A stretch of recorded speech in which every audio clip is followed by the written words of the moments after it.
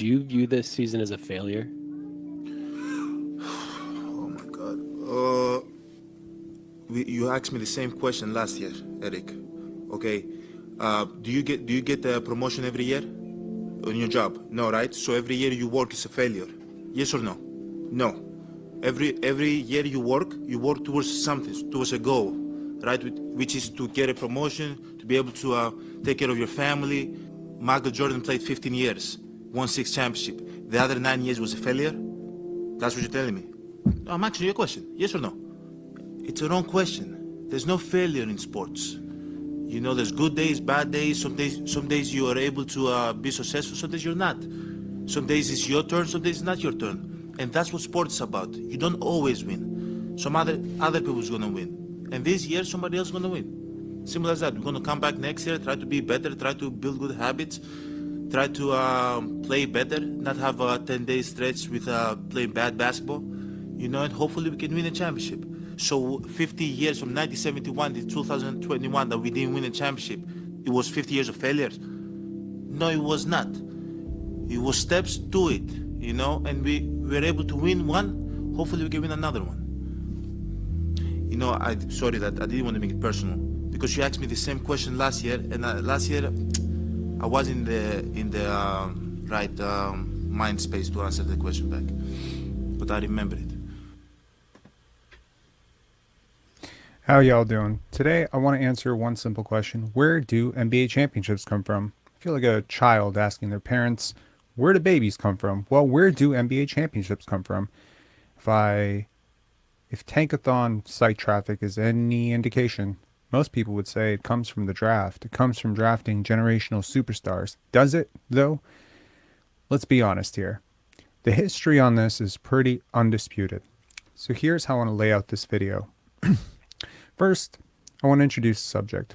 There are 4 things I believe that you need to win an NBA championship.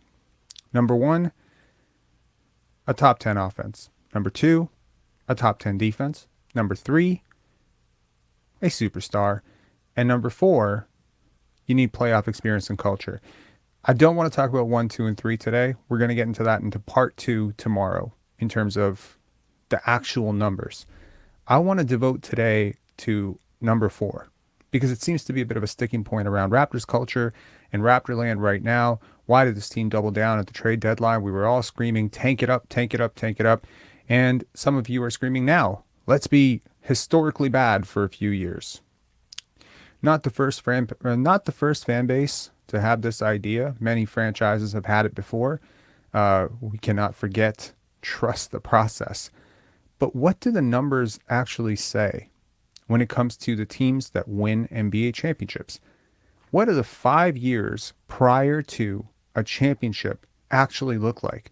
This is not going to be a very long video, but I do have a lot of research to prove here, and I think that I guarantee you, whether you agree or disagree, you're going to learn a lot in this video. All right, let's start. So here's the first slide. This is going right back to 1994, and the numbers that you see next to them are not lottery numbers. Rather, those numbers are the number of wins these teams had in the year prior to their championship. Okay? I've only included teams that did not win the previous year. So you'll notice 1995, the Houston Rockets won. They're not included. 1997, 1998, the Bulls won. They are not included. Okay? This is strictly no three-peats. I'm just looking at the team as long as they didn't win the year before. So the Houston Rockets, not a single losing season. The Chicago Bulls, not a single losing season. San Antonio Spurs, 1 losing season. Guess which one, right? It was the one that you think it was. It was the Tim Duncan year. They tanked for exactly 1 year to get Tim Duncan. You will find over and over that most teams don't lose for a whole bunch of years and then become NBA champions. Consider more modern examples. These are what teams look like. You'll see one example to the contrary. And sorry, I apologize that I had to turn the 22 into a 26 for the Cleveland Cavaliers, and I did so in a very terrible Photoshop way, but that's a 26 next to the Cleveland Cavaliers. The Cleveland Cavaliers are one of the rarest teams in this, and I'm going to provide some context in terms of what these numbers tell us, okay? And just an FYI, the yellow number indicates a team that won a championship in one of the 5 years prior to. So you'll notice right here that you had 3 championships with the Chicago Bulls in the year preceding. Their 3 of the 5 years preceding, they won championships prior to their 4th championship. So you start to see a bit of a trend that most teams don't just lose and then suddenly start winning. It takes time to start winning. But just how daunting is the data? Check this out. Okay, so this is the data on the key takeaways from the 20 teams to win a championship over the last 30 years as non-repeating NBA champions. Of the 100 possible seasons preceding a championship win, only 24 of those seasons were losing seasons. Okay? Of those 24 losing seasons, 10 of those seasons were for teams that had a LeBron James. So for the non-LeBron James championships, the math is 85 seasons for 17 teams with 14 losing seasons. That's 16.4%. Okay? The math is not looking good if you are a team that does not have LeBron James and have been losing for a while, expecting you to win in the next few years. So to extend the conversation that we had yesterday about Ime Udoka turning around the Houston Rockets, good luck with that, my friend, because y'all been losing for 5 straight years, or 3 years now. It does not look like it's going to turn around next year or the year after. That's definitely not going to happen. All right. So, some more takeaways. Now, here is the math on the teams that actually did win without LeBron James, okay, and the years that they lost. For the 99 Spurs was that one tanking season, and they had Tim Duncan and David Robinson in a shortened lockout season where they beat the 8th seed from the East, the New York Knicks. The 04 Pistons, they had one losing season, okay? And quite frankly, they are an anomaly among anomalies among these teams. The 06 Miami Heat traded for still in his prime Shaquille O'Neal when he demanded a trade from LA.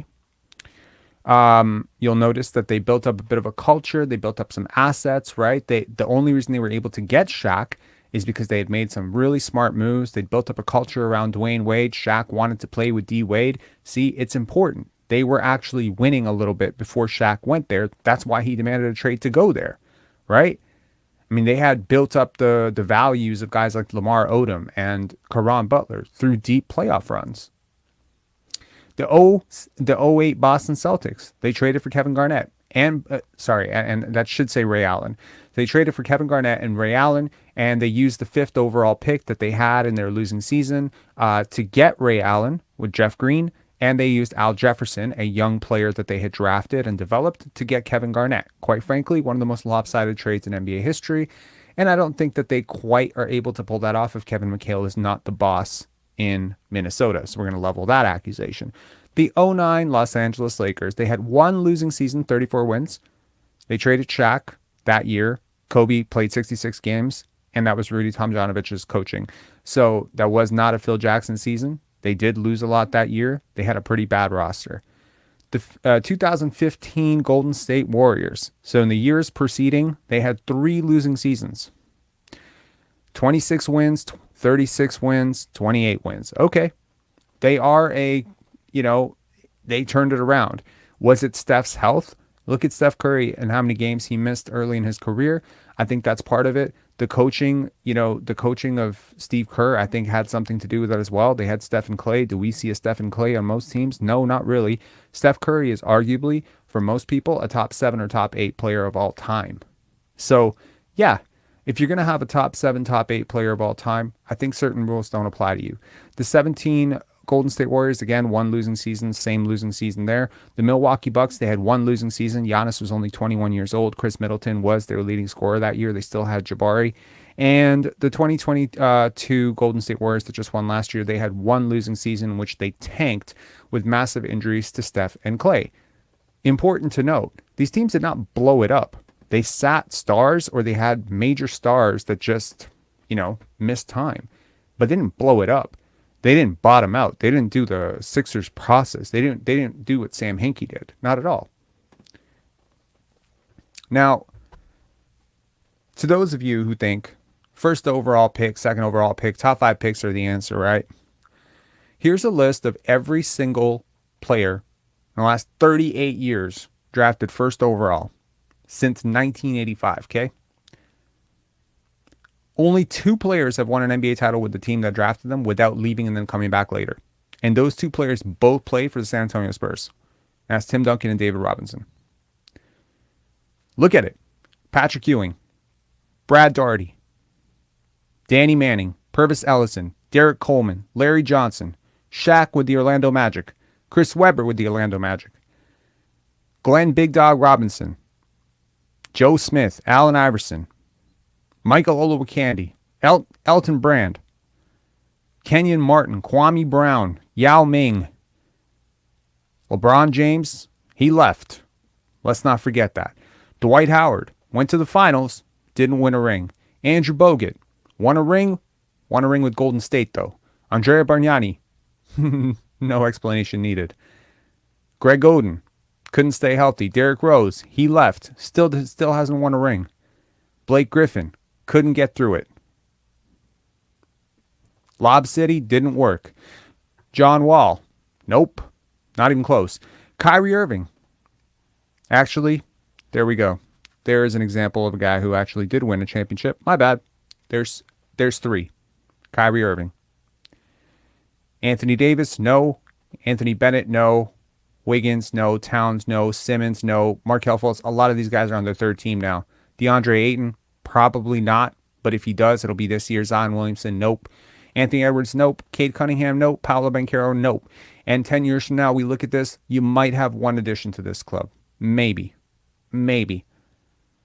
And it probably won't be a guy who lived up to the billing of a first overall pick. So you got 3 players. Kyrie Irving in 38 picks. You got Kyrie Irving, who played as the second option to LeBron James for the Cleveland Cavaliers. You got Tim Duncan and David Robinson. Both of whom, by the way, won for the exact same team. So of the teams that have won NBA championships over the last 40 years, I believe, if I'm not mistaken, only 2 of those teams had first overall picks that they drafted lead them there. Consider the math on second overall picks. Wait, hold on. Nope. This is third overall picks. Third overall picks? Yes. I don't see a champion here, do you? Do you see a player who's won a championship with their team? Nope. Here's fourth overall picks. You got an NBA champion, Tristan Thompson. All right. I don't see another one. Do you? Chris Paul? Nope. Chris Bosh? Won one not with the Raptors. Right? Lamar Odom? Nope. And here we go. Here's a fifth overall pick who won an NBA championship, Dwayne Wade, with the team that drafted him. Look at some of these names, yo. You know, there are teams that at the time genuinely tore apart their entire season and ended up with Dante Exum, Thomas Robinson, Ricky Rubio, Raymond Felton, Sheldon Williams. All right. I'm gonna do a quick little exercise. We're gonna go through this list, and you tell me if this player is better or worse than Fred VanVleet. Actually, no. Let's use Pascal Siakam. Okay. Vince Carter, yeah, he's better. Jonathan Bender, worse. Mike Miller, worse. Jason Richardson, worse. Skeeting, worse. Wade, better. So you got two so far. Devin Harris, Raymond Felton, Sheldon Williams, Jeff Green, Kevin Love, all worse. Ricky Rubio, DeMarcus Cousins, worse. Jonas Valanciunas, Thomas Robinson, Alex Len, Dante Exum, Mario Hezonja, Chris Dunn, worse. De'Aaron Fox may be better, but he has to pick up his defense. But 2-time All-NBA, good luck, man. I think he can do it. I definitely do. But let's be real here. 2-way impact, NBA champion. Look at the pedigree. Look at I'm not a big Siakam fan. You know that. But let's be real here. How many of these players that were picked 5th overall ended up being better than the guy that you got at 27. Team building is super underrated. Look at the 4th overall picks. How many of these guys are better than Pascal Siakam? Anton Jameson? Nope. Lamar Odom? Nope. Marcus Fizer? Nope. Eddie Curry? Nope. Drew Gooden? Nope. Chris Bosh? Yeah. Little bit. Maybe. Kinda. Close. Like on par. Sean Livingston? Nope. Chris Paul? Yes. Tyrese Thomas? Nope. Mike Conley? Nope. Russell Westbrook? Yes. Tyreek Evans? Wesley Johnson? Deion Waiters? Tristan Thompson? Cody Zeller? Aaron Gordon? Yo, there's not a single other player on this team who's picked 4th overall that's better currently than Pascal Siakam at his best. Are most of these guys even better than the guy you got undrafted in Fred VanVleet? I don't think so. Do you know that in the last 38 years, the only number 2 overall pick that I could find that won an NBA championship with the team that drafted him? Any guesses on who that is? Chat, let me know. I'll let you know if you figure it out. Yeah, DeMarcus Cousins still didn't play defense, yo. DeMarcus Cousins, and honestly, you got to look at career value as well. I don't think so. I think, yeah, you can make a case DeMarcus Cousins was close. Yep. He got it. Darko Milicic, the human victory cigar, who had very little, if anything, to do with that NBA championship at all, other than the fact that most people just kept wondering, could we have won by more if we had drafted Chris Bosh or Carmelo Anthony? That's the guy. So when you guys, suggest tanking, I was with you. I get it. And I honestly, it's different though, right? Why do we actually want to tank? We wanted to tank because Masai Ujiri's in charge. That's what it is. But there's a way to tank, like we did in Tampa, where you shut down a whole bunch of players. Some of your older guys left. You kind of just sat out the season. It's all messed up. You got COVID issues, guys missing months and whatever. But it was always going to be hard to tank in a season like this without gutting your roster. And so the question then becomes, okay, so you trade away guys for prospects or whatever that you believe in. How long does it take to build it back up?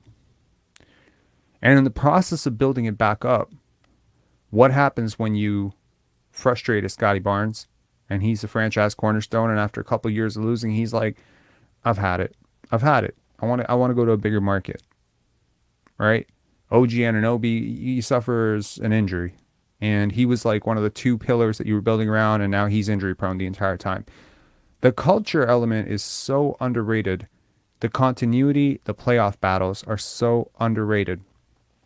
The 4 specific factors for any NBA champion, when you consider what is the thing that all of these teams had in common. Top 10 defense. Undisputed. All of these teams played defense. That's culture too, isn't it? That's coaching, culture, scheme, personnel, scouting, right? Obviously, at some point, these general managers had to learn how to spot good defenders, like Dennis Rodman, like Rasheed Wallace, Kevin Garnett. Look at the teams that have won. Look at the bigs that they've had. Tim Duncan, great defender. David Robinson, great defender. Ben Wallace, great defender. Rasheed Wallace. Kawhi Leonard, Marc Gasol, people who play defense win. That's part of culture, isn't it? Isn't it? Draymond Green. How many championship teams have been anchored not just by an MVP or a top 5 player, but by a historic, close to historic, or top 5 defense? Usually anchored by a great defensive player. Those defensive players are not all equal. Ben Wallace was undrafted. Draymond Green was a second round pick, right? Anthony Davis was a 1st overall pick. You can get your defense from a plethora of ways. But you have to admire that the Raptors have never, under Masai Ujiri's tenure, been a bad defensive team. They've always been trying to be a good defensive team. There's always that culture of accountability where they're trying to build 2-way. They draft 2-way. They don't draft guys who don't play defense. That's a really important part of this. The playoff scars, wounds that you talk about, that experience, it really does matter. It absolutely does. You see the composure of the Miami Heat yesterday. Yeah, Giannis Antetokounmpo missed game 2, game 3. You know, it was rough for him. But you look at the Miami Heat, how many deep playoff runs have they made together? Forget together. Look at guys like Udonis Haslem. Look at guys like Kyle Lowry. Not even with this iteration, but with other iterations. These guys can breathe confidence into younger guys. They can give them tips and tricks on how playoff basketball is played. So, you know, when you think about it, it's really great that Scotty Barnes, OG Anunoby, Precious Achiuwa got a taste of playoff basketball last year. And to be honest, I don't think the 13th overall pick is necessarily worth them missing out on playoff experience this year. It's valuable. It's really valuable. Because at some point, if what you're trying to build is championships, not, 5 seed and out, not 4 seed and out, actual championships. You want to win championships. If you want to win championships in Toronto, there is a proven method to do it. Get a top 5 to 10 offense, build it up. It's not going to happen by accident. You're going to have a creative coach who can put guys in positions to succeed. You're going to need some health, obviously. Get a top 5 to top 10 defense. Put that together. Put those two things together. Build a culture of accountability and playing two-way. You know what? Just like the Toronto Raptors did, just like the Miami Heat did. When you talk about Heat culture, Raptors culture, it is a thing. Pat Riley has Heat culture. Oh, you come into Miami and you're out of shape, you're talking back, you're being unprofessional, you're going to hear about it. There's standards in Miami. That's the culture. That culture has resulted in a lot of winning. Right? Hasn't it? They just knocked off the Bucks. They were in the finals a couple of years ago. They're a playoff team almost every single year. They've transitioned from Alonzo Mourning all the way to, look at the iterations of Heat basketball under Pat Riley. They've transitioned from 3 different coaches, right? How have they done it? They've transitioned from how many different star players? I still remember the Miami Heat with Alonzo Mourning, Brian Grant, Tim Hardaway. Y'all remember that? Eddie Jones. I loved that team. That team morphed. They lost. They drafted Dwayne Wade. How the hell did they know how to draft Dwayne Wade? He was not the consensus 5th pick in that draft. I'll tell you right now. That required some serious Pat Rileyism to spot him. Because they saw in him more than his limitations of height. They saw how he put that team on his back for Marquette. And they saw a winner. They saw a culture driver. They saw the next face of Miami Heat basketball. How did they know? The same way the Raptors knew about Scotty Barnes. How did they know to pass on Jalen Suggs? The same way the Miami Heat knew to pass on Kirk Heinrich or TJ Ford or anyone else that people were saying, that's the 5th pick. Nope. We're reaching off the board. A lot of mock drafts had Dwayne Wade 8th, 12th. I saw one mock draft. You won't believe it. You need to look at some of these old mock drafts at some point. I saw a mock draft with Dwayne Wade 23rd. 23rd.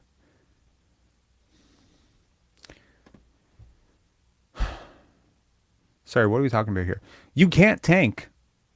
The point is not like that I wanted to tank last year or whatever. I wanted us to lose at the deadline, but there's a way to lose. The way the Miami Heat lost, right? The year before getting Dwayne Wade, they didn't tear their entire culture down. They didn't do what the Philadelphia 76ers did. Did they? No, not at all. Y'all read a headline and you just come in and you assume that you know what I'm talking about. That's not what I'm talking about. I'm not saying it's bad what the Raptors did in Tampa.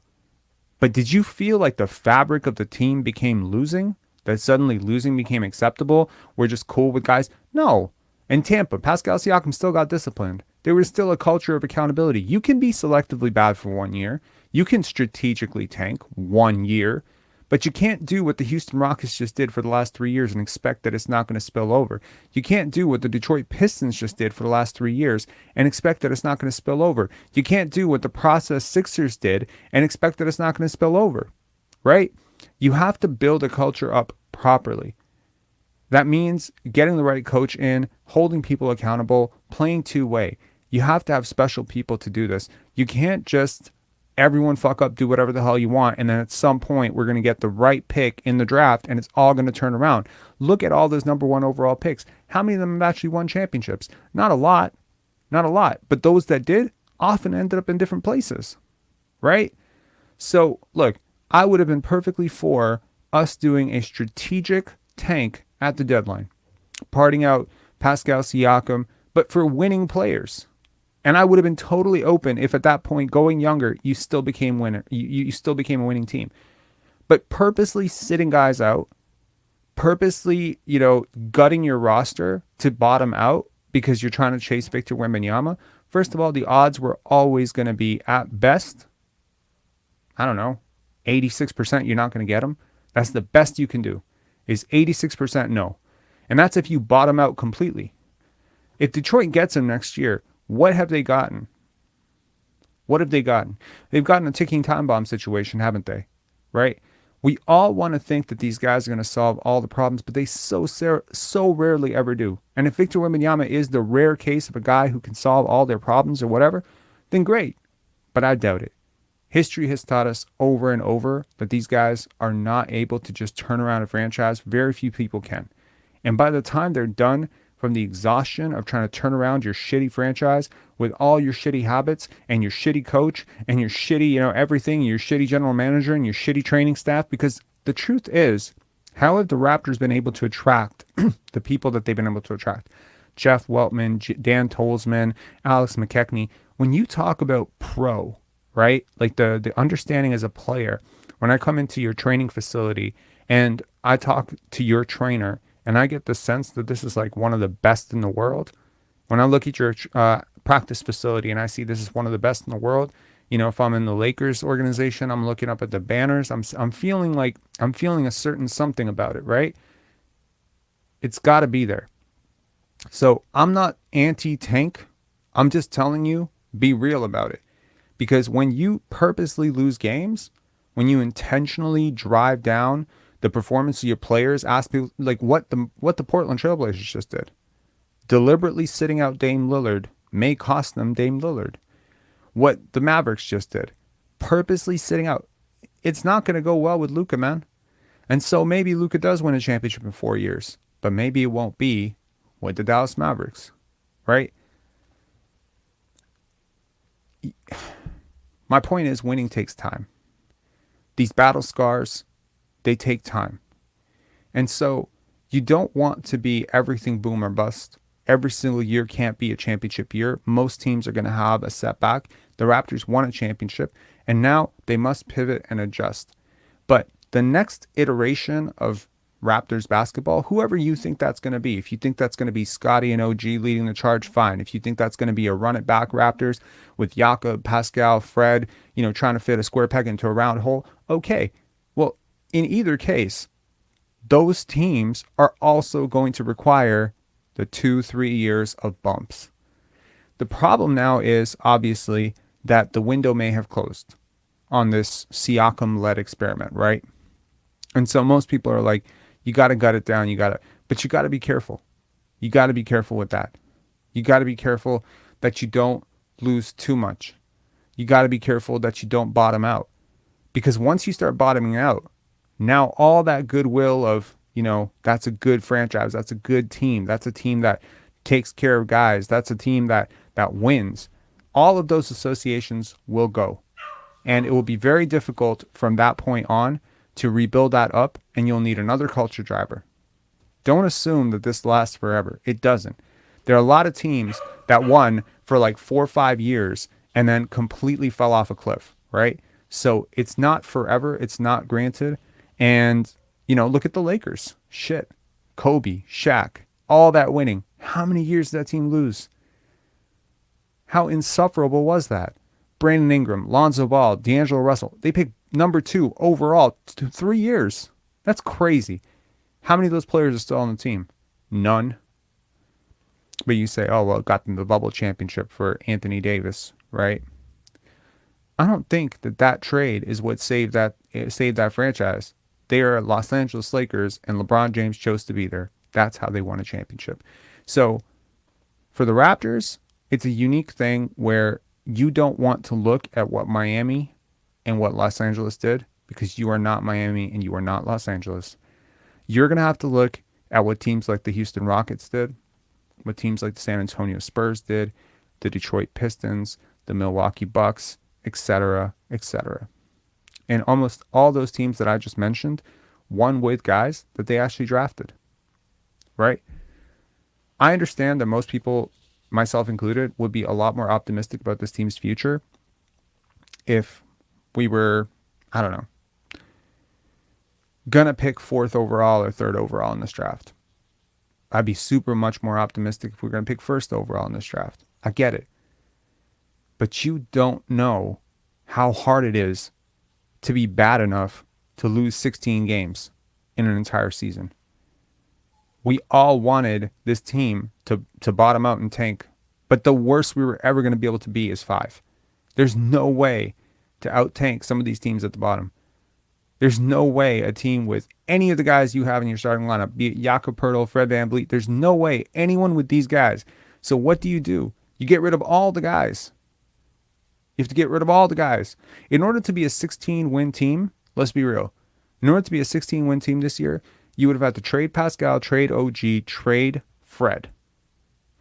Then you probably would have had to sit Scotty Barnes selectively and play a whole bunch of G Leaguers, right? Or maybe you could have just let Scotty and the kids run or whatever, right? Okay. So based on what I just showed you guys, right? OG is 25 years old. There's no way in hell he and Scotty are leading you to 16 wins. I guarantee it. Those two on a team, guaranteed you win 30 games. Like 100%. You not lose with two guys who play like that. So you selectively sit them. Or you trade one of them. Well, find me how many players on this list are better than OG Anunoby. I'll guarantee you more than half of the players on those lists picked from 2, 3, 4, and 5 are worse than OG Anunoby. And even if you're so good at scouting, what if you get a guy who has injury issues, man? The draft was meant to help teams that are poor at doing other things. It's meant to help young teams. I understand. I get it. I'm not flip-flopping on it. Don't worry. I fully understand where I was at the trade deadline. I wanted this team to trade off, Pascal, Fred, and bottom out. But bottom out did not mean 16 wins. Bottom out meant lose with pride, with youth, and maybe end up with 29 to 35 wins. Okay? I hate the fact that we won 41 games. I hate this middling, of the pack, right? But can we be real? At the 7th or 8th overall pick, right, which is where you probably end up, for the next 4 years, is it likely that the 7th overall pick in this year's draft is going to outperform Pascal Siakam or Fred VanVleet or Jakob Poeltl for the next 4 years? Any one of those players, or OG Anunoby? Is it likely that the 7th overall pick in last year's draft, Shaedon Sharpe, over the next 4 years, again, 4 years, is going to outperform OG Anunoby? You know that OG Anunoby was actually on the block and last offseason, and the 7th pick was being dangled. The 8th pick was being dangled. Obviously, these teams that have these aging superstars, they know what this guy is. He's not ancient. This is not like a Marc Gasol, Kyle Lowry situation where you're like, all right, off to the golden years. OG still has a ton, man. You may not get another OG Anunoby. He's a top 5 defender in the NBA. That's not nothing. That's the type of guy, Draymond Green, Anthony Davis, Ben Wallace. What'd I tell you? He's an ingredient. He's a part. He is the type of guy you can actually win a championship with. OG Anunoby, in my opinion, can be a starting player on a championship team. Fred VanVleet can be a starting player on a championship team. I genuinely believe that. Pascal Siakam can be a starting player on a championship team. Scotty Barnes can be a championship player on a starting team. Jakob Poeltl can be a starting player on a championship team. None of those guys right now can be the best player on a championship team. maybe one or two of those guys could be the second best player on a championship contender. Probably one. So you have pieces where, like, I mean, when I look at a guy like Keegan Murray, no offense to Keegan Murray, or I look at a guy like Jaden Ivey, James Wiseman. I don't know why I'm picking on these guys, but just look around the league.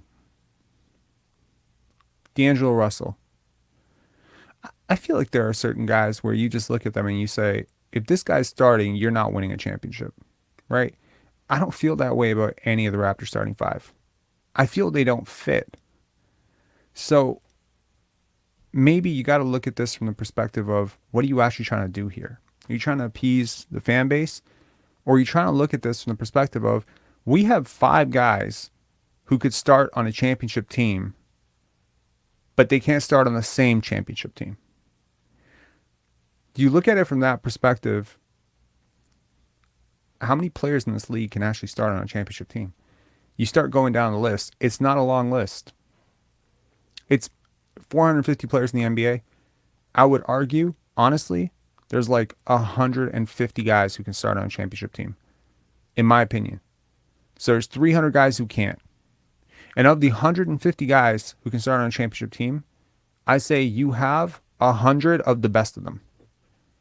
I think all of those guys are top 100 players in the NBA. So do you blame Masai for looking at this roster and saying the continuity, if Scottie ascends, takes a step, and he goes from, say, I don't know, the 59th or 60th best player in the NBA to the 30th best player in the NBA, does that move the needle significantly for the Raptors? What if he can take a jump the next year from 30 to 20, and then from 20 to 12, and then from 12 to 8?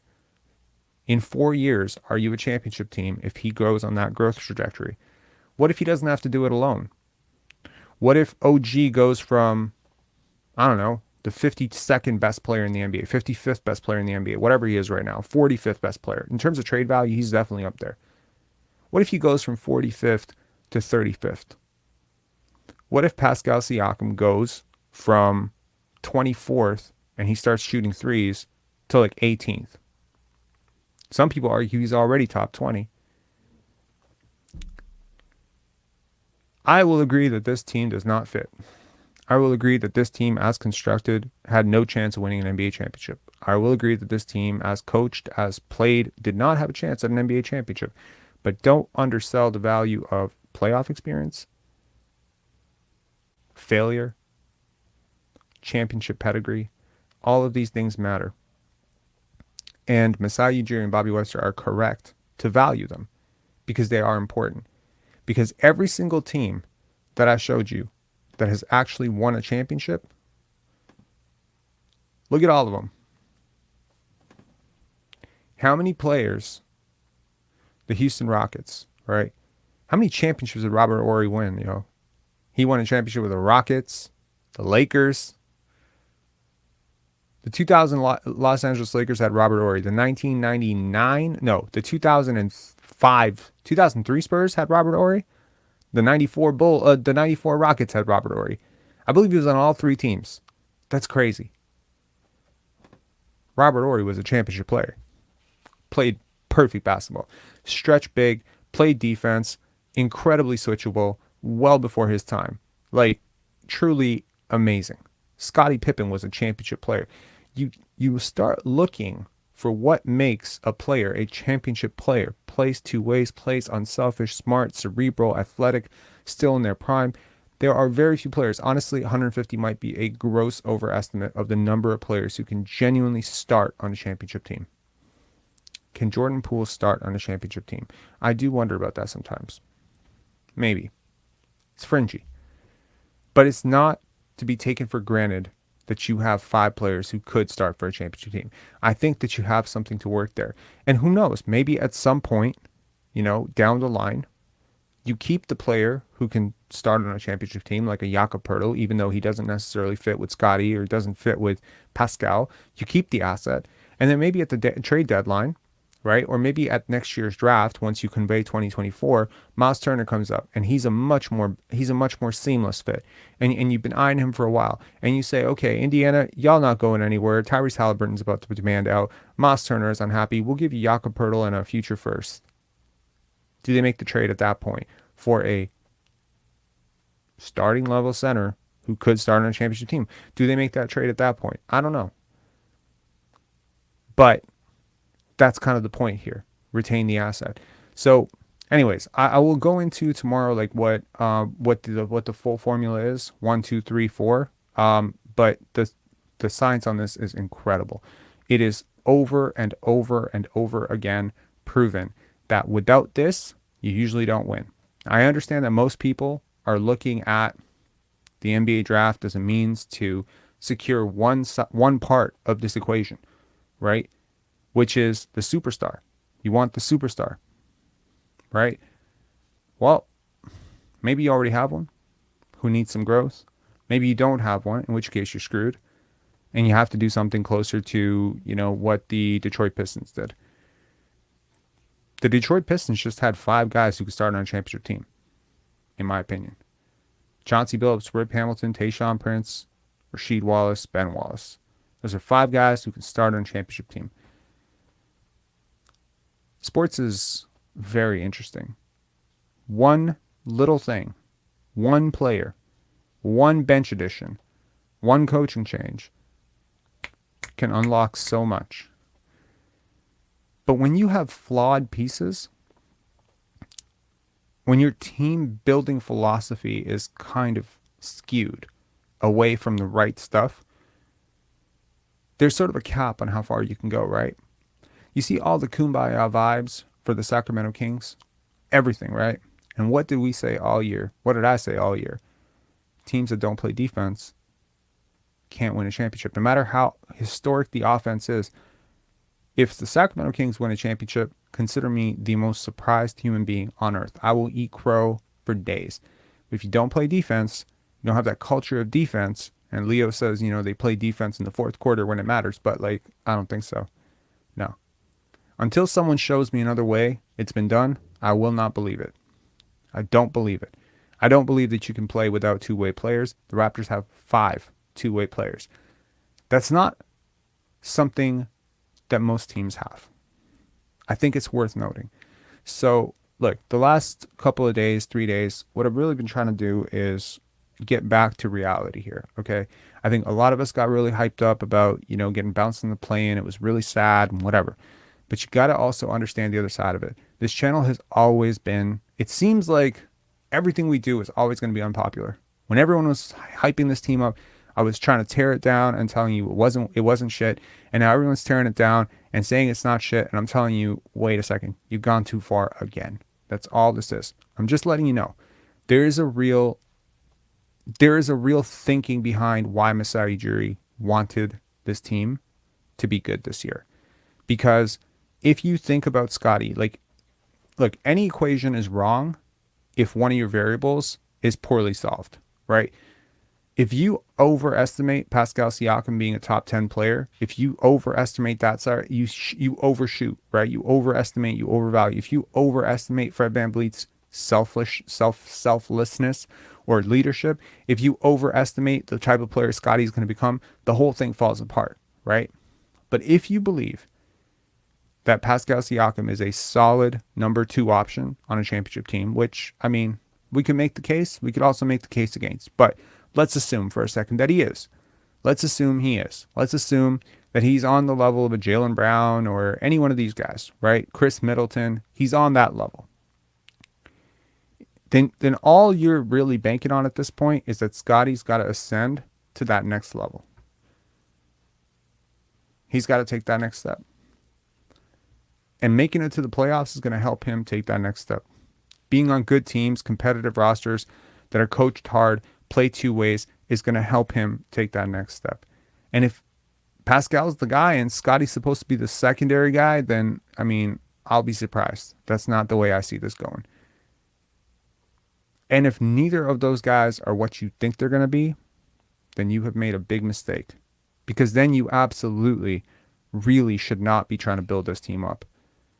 But I genuinely believe that the Raptors have a lot in common with these teams.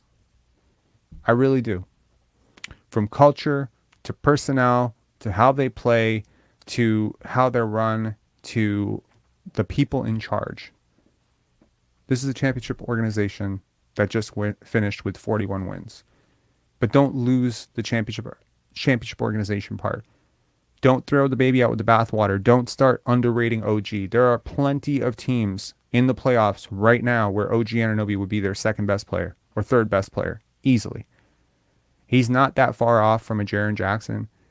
He's really not. So his two-way impact, Scotty's growth, I think there's something to build here. You need to get the culture back. But at that point, when the culture does come back, you're going to need reps. You're going to need real reps with this group. They're going to need to fail a bunch of times. Because if all of those red seasons are showing me one thing, it's that very rarely does finishing under 500 bode well for you winning a championship in the next 5 years. The best way to do it, in my opinion, is probably the Dallas Mavericks. The Dallas Mavericks or the Miami Heat. Consider both as, options. The San Antonio Spurs as well. You really start to consider how those teams really just continue to tinker at the core, right? How many times did those teams finish 5th or 6th or 4th? Look at the records. I'm not seeing 62, 62, 60, 59 win. I mean, I'm seeing a lot of middling stuff, right? The Raptors, 48, 49, 56, 51. Okay. All right. What about, shit. Look at the Detroit Pistons. 48, 42, 32, 50, 50. Is that a middling team? Yeah. And then they got Rasheed Wallace, and then it was over. Then they went into you should see the seasons after that, the championship run, right? Look at the Los Angeles Lakers prior to Shaq and Kobe, right?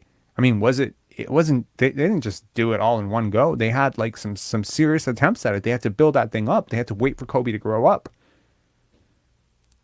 Too many teams assume that you can just draft a guy and then start building championship culture. It's hard. You need veterans to do it. You need guys who are winners. You need guys who actually play defense, who can teach these young kids how to be professional basketball players. I think what this entire list shows me is that the draft is largely overrated unless you have a really great talent evaluator at the top. I think tanking is overrated unless you are able to tank while still maintaining your team identity, which usually requires a freak injury or blatantly asking a player to sit out. I have not seen a single situation here. Look at all the examples. I have not seen a single situation where a team lost on purpose and then won a championship within 5 years consistently, unless they had a top 10 all-time player, who are hard to come by. Kawhi Leonard is not a top 10 all-time player. Right? Paul George is not a top 10 all-time player. Anthony Davis is not a top 10 all-time player. So we're talking of that list, top 10 all-time players, basically LeBron James, Steph Curry, Tim Duncan, those are the guys. Unless you got one of those guys to just sign with your team because you're in a desirable market, or you draft one of those guys, honestly, there's almost no other pathway that I've seen over the last 40 years towards a championship. All right, we have time for some questions or comments. I'm assuming a lot of this is going to be like, Rob, you said we should tank. That is a fair criticism, but they still are, man. 150, that's 5 guys a team. That's 150 people. Got to be a lot lower than that. No, not necessarily, because certain teams have like 7 or 8 guys who could potentially start on a championship. I'm saying could start. I'm not saying could play a prominent role. PJ Tucker is a guy who could start on a championship team. DeAnthony Melton is a guy who could start on a championship team. I'll give you another example. Malcolm Brogdon is a guy who could start on a championship team. Rob Williams. I mean, how many players on the Celtics could start on a championship team? Think about it. Just be real about it for a sec. Al Horford, right? Al Horford, Jason Tatum, Jaylen Brown, Marcus Smart, Rob Williams, Malcolm Brogdon, right? Derek White. I think he could start on a championship team. I mean, he definitely would have to be the 5th best player on that team. So you'll see over and over again. I think 150 is probably generous. It might be 120. It might be closer to 120, but I think there are about 120 to 130 players in the league that could genuinely start for a championship team. I'm saying we don't know. I hope he can be. I definitely think he will be, but we don't know until he shows you that. I mean, he has all the same things like in common with all, like, in my opinion, he has a lot in common with the best players in the NBA in terms of how he plays. I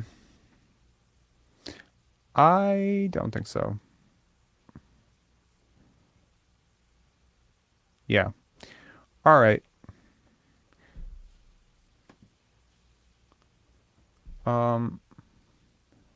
No, I agree. Look, if you're a market like the Lakers or the Heat, like, it's a completely different ball game. I even look at teams like the Phoenix Suns, where come on, man. Masai has lost his mojo. I think we're a year too late to go to a good hard reset. Oh man, please don't tell me you're the real Pop Spencer Bonsu, are you? No? I mean, that would be really funny. We have a story.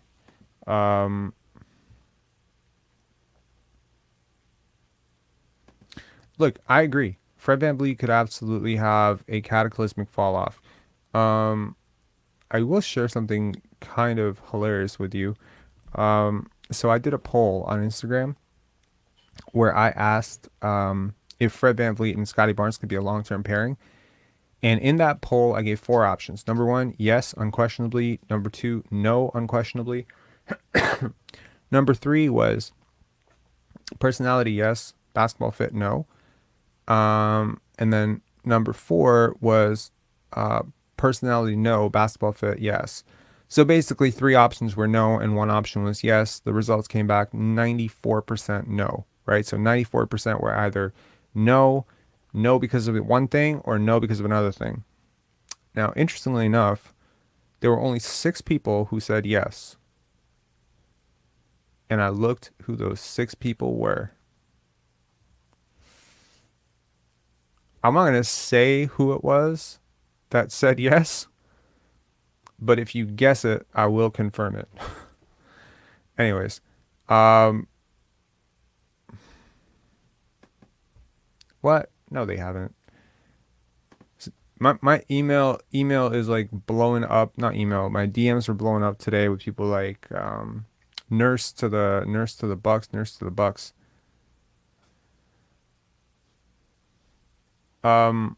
Black Nubian. Very warm. Yes. Yeah.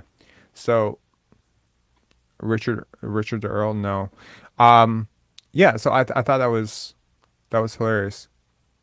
Wait, what? Posted what?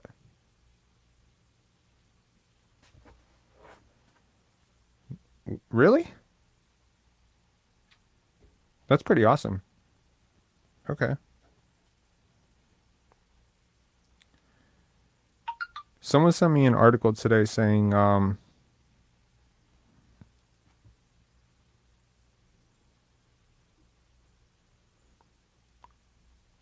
wow.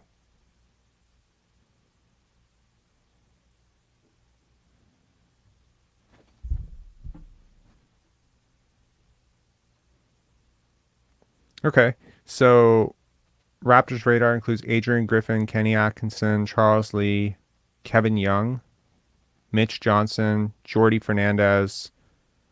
Wow. Miami's Chris Quinn. I was watching Chris Quinn coach yesterday. I think that might be a interesting option actually. Jordy Fernandez is among those people listed. He would be my first pick for sure. Yeah, but it's really nice to know that Jerry Stackhouse is not in the running.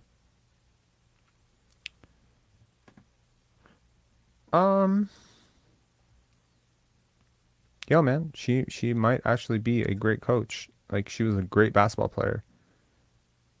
Um,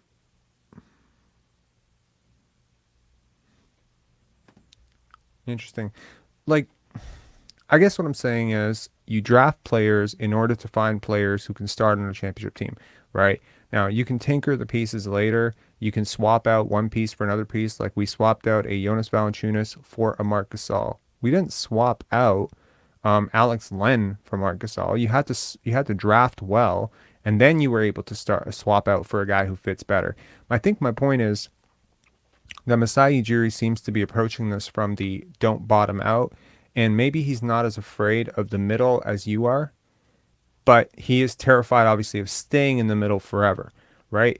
But it's a lot easier to go, in theory, from 41 wins to 50 wins than it is to go from 31 wins to 50 wins, right?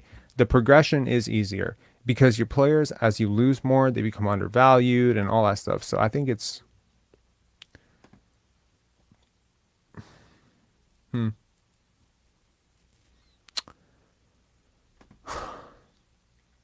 I wish that people would not view it that way, and people could view her as a serious candidate because she has been a serious candidate for years. I think there's a bit of a feeling among NBA front offices that NBA players wouldn't be open to it. But if you know your roster and you can talk to those guys and have honest conversations with them and you have an honest relationship and they're cool with it, then that would be great. I mean, that would be wonderful to break that sort of door open because I tell you, I had a chance to watch LSU and Iowa, and I was listening to, God damn it, the LSU coach, Kim Mulkey. I think her name was something Mulkey, Kim Mulkey. And I was listening to her talk, and I was like, my God, she has a fascinating brain for basketball. It's absolutely incredible. You listen to people like Kia Nurse. Like Kia Nurse regularly is talking circles around Sam Mitchell. Come on. Let's be real. So this idea that women don't know basketball as well as men, is a dated concept. It should be, like shut up about it. Like it's not true. It's just not true. And if you want my honest opinion, I think coaching is equal parts being mother and father. And in my experience, women are much better at being mother and father than men are. You might be surprised to find that women are actually better coaches than men. I've never had a female coach in my life. For basketball, all my coaches were dudes, but I've seen people that I was dating, their coaches and stuff, and I would be like, yeah, like I think I like your coach better than my coach. So maybe it's just me. I don't know. But female referees definitely have not worked out that well. Violet Palmer is often the result, and it's unfortunate that I have to refer to her as the woman who, because y'all won't know who I'm talking about. I think her name is Ashley Moyer Gouch, the woman that I'm definitely butchering her last name. The woman who Lucas said fouling in love with you. She's fantastic. She is absolutely fantastic. Anyways, I'll probably have to cut out the last 20 minutes of this video, which is just rambling. But thank you all for checking it out, and make sure to hit subscribe, like on your way out, and yeah, let me know in the comments. Let me know what your thoughts are on it, because honestly, I think when we and look, we've been there as a franchise, right? Haven't we? The 2002 draft. Oh my God, we're gonna get LeBron James. We're gonna get LeBron James. We end up with Chris Bosh, right? We've all been there. I'm a big draft hype boy. Like I fall in love with the draft every single year. You fall in love with all these players. You watch their high school mixtapes, their college mixtapes. You start imagining what they can be. And I think we just become so obsessed with the potential of the future that you somehow just miss the perfect example is actually the Detroit Pistons. Now, I love Sadiq Bey. I think he's one of my favorite players. I think Sadiq Bey is a guy who can one day start on an NBA champion. Now, probably as a fifth option, fine, but I think he's genuinely someone who can actually play minutes on a championship team. So when the Detroit Pistons traded him, presumably to get worse, I have no idea why they traded him, but presumably, it was because he's just too good to be on the team, apparently. I was a little concerned. I was confused. Like, why did they trade him? Jeremy Grant, letting him go. For what? I was a little confused about that too. I don't really get that. So you might say, well, the Detroit Pistons are doing the right thing, Rob. They're bottoming out.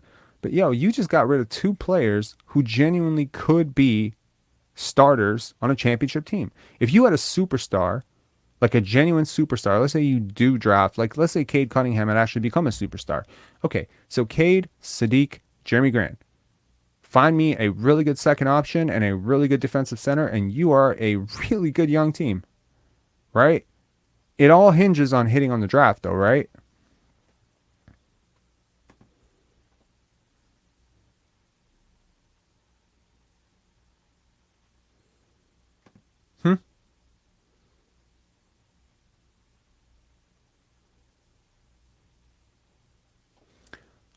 Thank you so much, man. Thank you. Really appreciate that. Everybody in here do their job for spending their time here and for Rob dedicating his valuable time and hit the like button. Least you can do, man. I really appreciate that. People hating on Becky. Why? This is bizarre to me, man.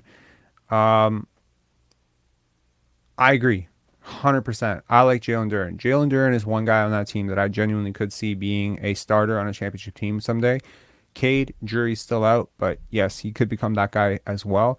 I don't see what else on that team is, starter caliber on a championship team. James Wiseman, Marvin Bagley, I don't think so. So, look, again, I think the Raptors have six of those guys, five of those guys. I think they're on the verge of developing like another two. So that's exactly how championships are built, man. You just need one of these guys to become that much better. So you need either Scotty to become 40% better, or you need Pascal to become 10% better. Like, one of these guys can take that step. I obviously don't think Pascal can take that step, which is why my narrative has been what it is. But prove me wrong, Pascal. Like, he's a hard worker. Maybe he can quell his mental blocks and demons, the fourth quarter demons or whatever. And look, I mean, you just watched Giannis Antetokounmpo, choke huge. I mean, yeah, he had big, performance. Most people consider him the best player in the league, So again, you can be critical of Pascal, you can be critical of Fred, but don't go too far with it. You know what I mean? Like, don't start acting like these guys aren't starting caliber players on a championship team. They very well could be. Like, if you put Pascal Siakam and Fred VanVleet right now on the Denver Nuggets in place of Jamal Murray and Aaron Gordon, they're not that much worse. You could argue they'd be better. I mean, I would say it's pretty close. It's a pretty lateral move. And so, yeah, you might say, well, well, Rob, like, we don't have a Nikola Jokic, and if it's a marginal move, your first and second best player being worse than their third and fourth best player, or their second and fourth best player, is a pretty big problem. I get it. But the point is, you're collecting assets. It is an important part of this job. Collecting assets is a huge thing. OG Anunoby, right? Like, that's collecting the asset. Don't lose the asset for nothing. I get it.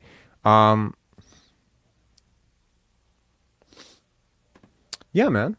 I mean, shit. Like, I'm watching the Miami Heat right now. Is Fred VanVleet not better than Caleb Martin?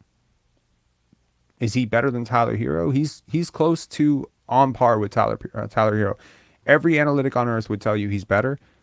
But I say they're close. Analytics be damned. And analytics tell you Fred VanVleet's like a top 15 player in the NBA. Forget top 50, what he said. They think he's a top 15 player, but I think he's genuinely closer to like the 55th best player in the NBA. But that's a starter, man. That's a starter on a championship team. He's like he's probably like 62. I think. So here's where I actually rank the players on the team. I think Fred and Scotty are like the 62nd and 63rd best player in the league. Like whichever order, whatever, those two guys. I think Pascal Siakam's like the 24th, 23rd best player in the NBA. I think he's somewhere there. At his best, I think he'll be like the 13th, 15th, 16th best player. I think like he could get a little bit better, but that's my realistic take on him. Gary Trent Jr., probably like the 90th best player in the league, maybe the 85th best player in the league. And Jakob Poeltl, probably like closer to like 80th as well. Like he's in that range too. And then you got OG Anunoby, who I think is probably like 50, 45, something like that, right? So you got 24, 45, 62, 63, 80, 82. You got 6 players on your roster who are top 100 players in the NBA, and you won 41 games. Make matters even better, they're all under 30. You haven't done as bad a job constructing a roster as you know one would think. How many teams do you know that have 6 guys who are better? Like, how many teams can you realistically list that have 6 guys who are all top 85 players? 6 guys, 6 players. I mean, do y'all think I'm high? Do you think I'm being too high on Gary Trent Jr.? He's the only one guy where I'm like, maybe like a little bit lower, but like maximum 88. So top 90. So 6 guys in the top 90, right? What's the math on that? Think about it. 6 guys top 90. Do the Bucks have 6 guys who are top 90? I genuinely want to know. Do they? Drew, Brooke, Middleton, Giannis. Who's the 5th? Bobby Portis? Grayson Allen? Who? Who's better than Gary Trent Jr. on that team other than those 4 guys? No, I genuinely want to know.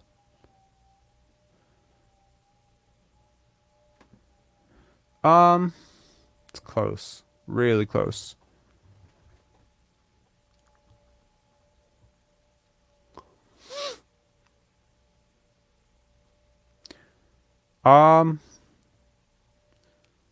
Pascal and Fred are ready to compete. The rest of our roster is not. I think OG's ready to compete. I do. I think Christian Koloko and Scotty Barnes are a lot closer to competing than you think they are.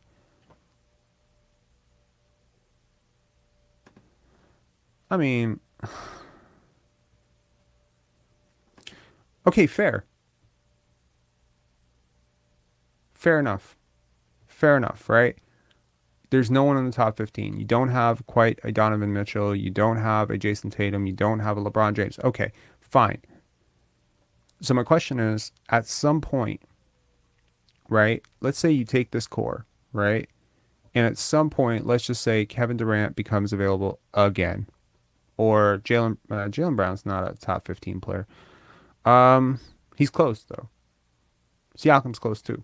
But let's say, I don't know, who becomes available? I mean, shit, you start looking at like top 15 players and you're just like, I mean, there's no perfect player, is there? But let's just say, who could you realistically see that would become available? I'm genuinely trying to figure it out. Like who could possibly be it? Probably not Shea. I mean, they're building something really good there around him. But maybe okay, let's say for instance,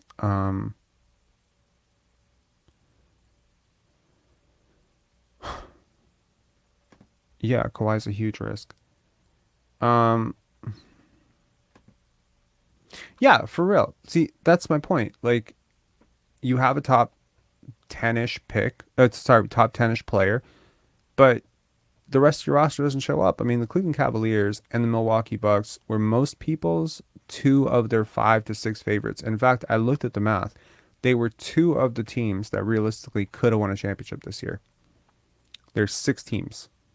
And I believe 4 of them are in the East, 2 of them in the West. So, realistically, 2 of the championship contenders are already out in the first round. That's crazy. I don't know. Luka's a great example. Okay, perfect. So Luka is unhappy and let's say Luka's unhappy in Dallas, and Dallas wants, I don't know, I mean, okay, I'm not going to say it, but let's say, for instance, now obviously I'm not trading Scotty for anything in the world. Y'all know that. Let me put myself firm on this one. Don't ever anyone try to clip this and say I would have traded Scotty Barnes. I would not trade Scotty Barnes. However, let's just say at some point down the line, they say, okay, Luka Doncic wants out. We want young players and assets back. We want an ascending superstar. We want Scotty and OG, right? So at that point, you're the Raptors. You have something, right? Maybe some future first round picks. Who's beating that offer, right? I mean, maybe some teams could beat that offer with like 20 picks or something like that. But like my point, my point being that at some point you get to swap, right? At some point you'll swap. This is not the team that will win a championship. We all know that, right? But you retain the asset to some degree as long as it's not too pricey. And also, I'm getting a feeling that Fred's tune is changing, right? Maybe he's had a sobering reality check in terms of, feeling out his market. Maybe he's already had some conversations. But I'm starting to get this feeling that with Nick Nurse out of the way, like he might be a completely different player next year. I don't know. Anyways, guys, have a good one. Interesting chat as always. I think I'm a little bit tired and sleepy. Maybe not as coherent as the last one, but nevertheless. Do my best, and yeah, hit like on your way out, hit subscribe if you haven't already, and I'll talk to you later, guys. Peace.